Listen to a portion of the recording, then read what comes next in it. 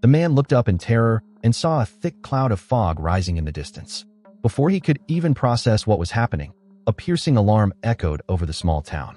Moments later, squadrons of military jets roared across the sky. Jim's heart sank. Something terrible had clearly gone down. Instinctively, he tried to get his girlfriend out of there. But in the middle of their escape, disaster struck, a car crash.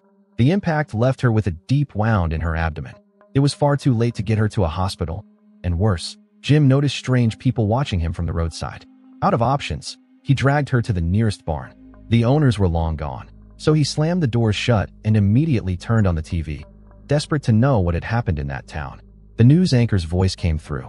This morning at 7:30, a chemical plant in Montgomery exploded under mysterious circumstances, releasing a toxic fog that hasn't dissipated. Military biohazard units have already been deployed to assist, but strangely, they were attacked by the local residents. Communication at the scene has suddenly gone dark, and some officials are starting to suspect this explosion might have been deliberately planned. Jim was crushed with worry. His girlfriend's condition was getting worse by the hour, and on top of that, he had to watch out for whatever was lurking outside.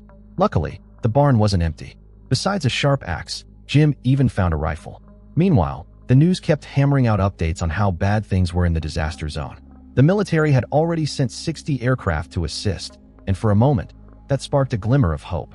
Then, out of nowhere, Jim heard the roar of engines overhead. He bolted outside, waving frantically for help, but the planes just streaked past, never even noticing him. By dawn, he was desperate. Climbing onto the roof, Jim scrawled a massive SOS symbol, praying the rescue teams would see it soon.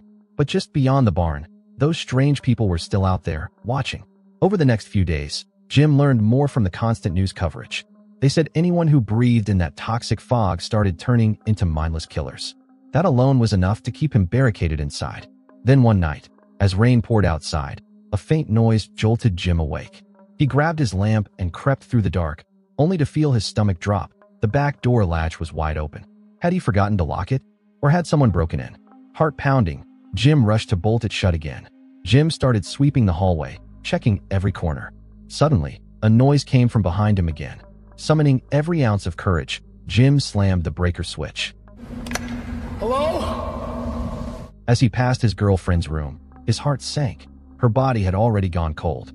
Swallowing his grief, he kept his eyes forward and stormed ahead, yelling to mask his fear, only to find it was just a stray cat making a mess.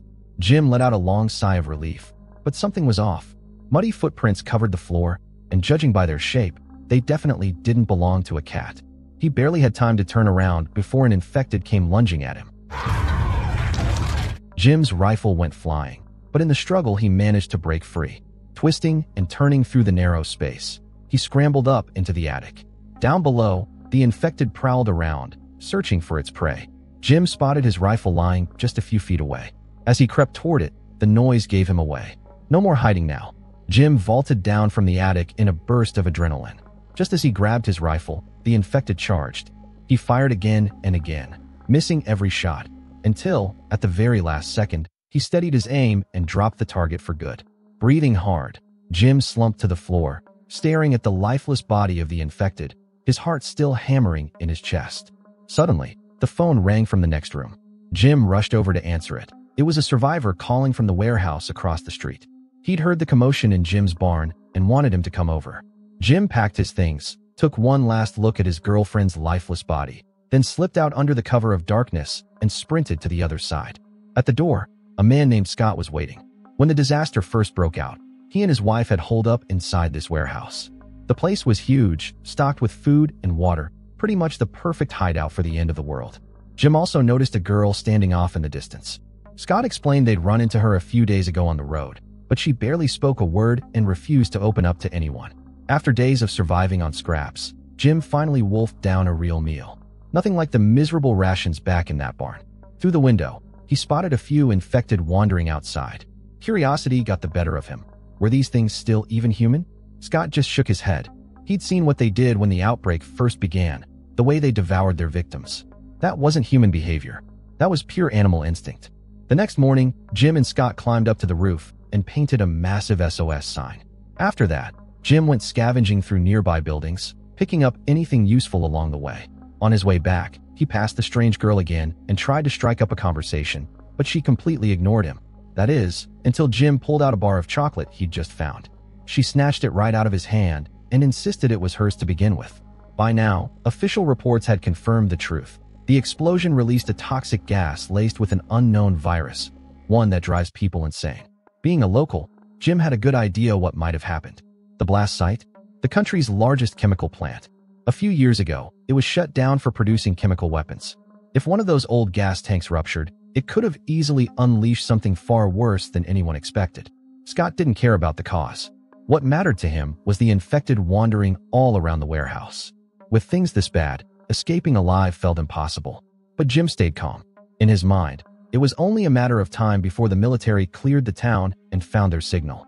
The real priority was figuring out how many infected were lurking nearby and where they were hiding. That night, the strange girl couldn't sleep and decided to walk around. She found Jim sitting alone, still mourning his girlfriend. She hadn't met a man this devoted in a long time, and for some reason, she felt a sudden warmth toward him. The girl finally opened up.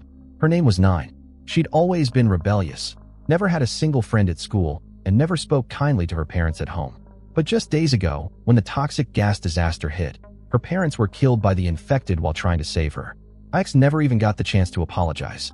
In her mind, she was the one who deserved to die. Jim, being good with words, told her the exact opposite, that she had to live well, not just for herself, but for her parents too. Otherwise, their deaths would be meaningless.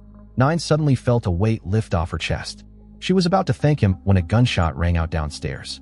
They rushed to check it out and saw someone banging on the warehouse door. Jim immediately sensed danger. He told the two girls to hide in the office, then crept closer with his rifle raised. Standing outside was a middle-aged woman, crying out in pain, begging to come inside to find her daughter. Jim hesitated. Something didn't feel right. Playing it safe, he flicked on his flashlight, only to reveal the awful truth. The woman wasn't human anymore. She was infected. Let me in. Jim was stunned and fired a shot straight through the door. Right then, the latest news came in. The infected weren't just mindless killing machines anymore. They were evolving, learning to disguise themselves as normal survivors. This made rescue operations way more dangerous. It was clear the military was digging in for the long haul. They even started airdropping supplies all over town, hoping survivors could hold out a little longer. The whole warehouse fell silent. Only Nine spoke up, cursing under her breath, like she'd just run out of luck or something worse. Suddenly, Scott's voice echoed from downstairs, shouting for Jim to listen. Sure enough, outside they could hear the faint roar of passing aircraft. The two of them rushed to check, and just as they hoped, a massive formation of planes was flying overhead. Scott didn't think twice. He flung the door wide open and bolted outside, waving his arms and yelling for help. Jim's heart sank. Did Scott forget the infected were still roaming around out there? And of course, what Jim feared most happened. In mid-shout, Scott was blindsided by an infected attacker. Jim grabbed the nearest plank of wood and swung hard, but it barely slowed the thing down. In a split second, Scott was about to be ripped apart. That's when Jim remembered the iron axe hanging from his belt. With one brutal swing, he brought it down. The infected collapsed, finally dead for good. The two men didn't even try to call for help after that. They sprinted back inside and slammed the door shut. Jim was furious, chewing Scott out for being so reckless. One wrong move, and he could have lost his life right there. Scott was about to snap back at Jim when suddenly, Nine collapsed to the floor out of nowhere. Everyone froze, completely confused about what just happened. But Jim had a hunch. He bolted upstairs, rifling through Nina's backpack until he found an insulin injector. That's when it clicked. Ix was diabetic, and she'd probably run out of insulin. No wonder she blacked out. The problem? The nearest pharmacy was deep in town, and with infected swarming everywhere, getting there was basically impossible. Scott remembered the supply drops from earlier. One of the crates had landed about a kilometer away, but there was no telling if it had insulin inside. Jim checked the map, studying where the infected were lurking. It was risky, but what choice did they have? He couldn't just sit there and watch Nine die. Once they had a plan, Scott grabbed his rifle and headed to the roof.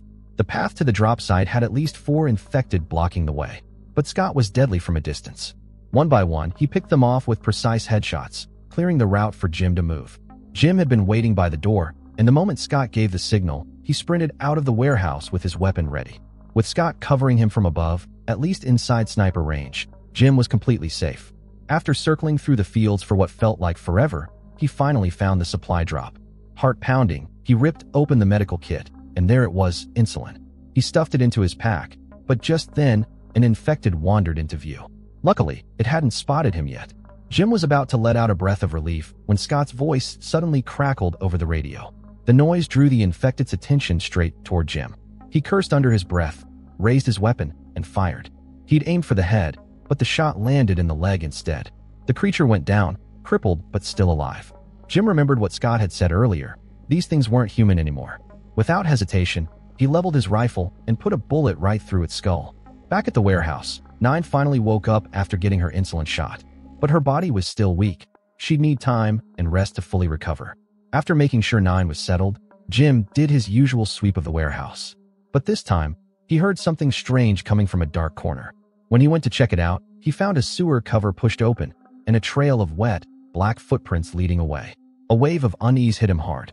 Upstairs, Scott was half asleep when he saw a shadowy figure. Thinking it was just Jim returning from patrol, he let his guard down until the figure lunged at him. An infected had somehow slipped inside. Jim reacted instantly, kicking the creature off Scott and pinning it down with a bed frame. The others took the chance to barricade themselves inside the warehouse office while the infected prowled just outside the door.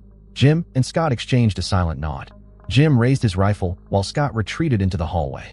The moment the creature burst in, Jim pulled the trigger without hesitation.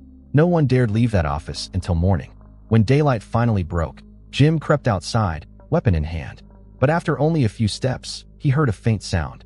Bracing himself, he rushed forward, only to find several soldiers in hazmat suits. Before he could even ask a question, a dart hit him in the neck. Jim collapsed to the ground, drugged and unconscious. Still groggy, Jim was wheeled into a treatment center. Once they confirmed he wasn't infected, a senior military officer finally showed up. Turns out, every supply crate the army had dropped was fitted with a tracking device. The moment someone cracked one open, it pinged their location. That's how the military found the warehouse so fast. Jim never imagined that searching for Nina's insulin would end up saving his own life, too. Scott and his wife had already been relocated to the base, and Nine eventually woke up in intensive care. Looking out the window, she saw a courtyard full of rescued survivors. It seemed the worst was finally over. And that wraps up State of Emergency. Sure, the plot might feel a little by the numbers. Toxic gas outbreak, scrambling to find medicine, you know the drill. But what makes this movie stand out is how relentlessly positive it stays. There's no bleak betrayal or human darkness here. Just soldiers risking everything to save people and survivors looking out for one another. In a genre full of grim zombie flicks, this one feels like a breath of fresh air. Alright, that's all for today. If you enjoyed this breakdown, stick around. I'll see you in the next one.